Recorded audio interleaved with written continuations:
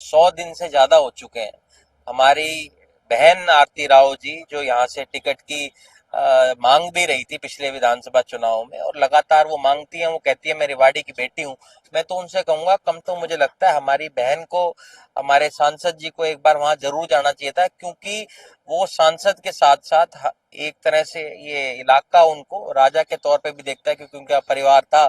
और हमने तो ये देखा है कि राजा के लिए ये कहा जाता था कि राजा अपनी बात से नहीं पलटता, चाहे उसको अपनी गर्दन कटवानी पड़ जाए। पर हमारे सांसद ने तो इतना बड़ा वादा जो यहाँ की जनता से किया है, उस वादा को उनको पूरा करना चाहिए, उनके बीच में जाना चाहिए। अगर नहीं पूरा भी कर सकते तो कम से कम एक बार उनके बीच में जाकर कहें कि भाई कई बार नेता झूठे वादे भी कर देते हैं, तो कम से कम ये मान तो ले कि हमने झूठा वादा किया था। अब विधायक जी को कौन बताए कि भाई 3 बार अब उनकी सरकार यहाँ बन गई है, करीबन 11 साल हो गए उनको सत्ता में बैठे हुए। खैर उनकी कोई मैं गलती नहीं मानता, वो तो एक एक्सीडेंटल है हमारे एमएलए।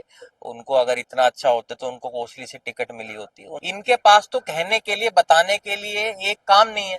विधायक जी को अभी भी लगता है कि शायद वो विपक्ष के अंदर है। उनको याद दिलाना चाहिए आप लोगों के द्वारा कि तुम सत्ता में हो। मुझे लगता है उनको बादाम आप लोगों को देने पड़ेंगे कि बादाम वो खाएं, ताकि वो याद रखें कि भाई आज बिहार के अंदर बहुत बड़ा उनके ऊपर आपदा भी आई हुई है। आप जानते हैं कि बाढ़ का प्रकोप वहां पर है।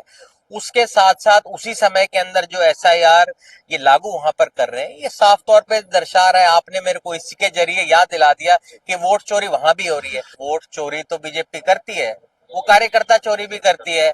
अब जो बीजेपी की जिला अध्यक्ष है रेवाड़ी की, वो क्या थी, वो कहां से निकली हुई है, आपको स्वयं पता है। आज राघविंदर जी जो सांसद बने बैठे हैं, आपके भिवानी के सांसद जो बने बैठे हैं, वो कहां से हैं।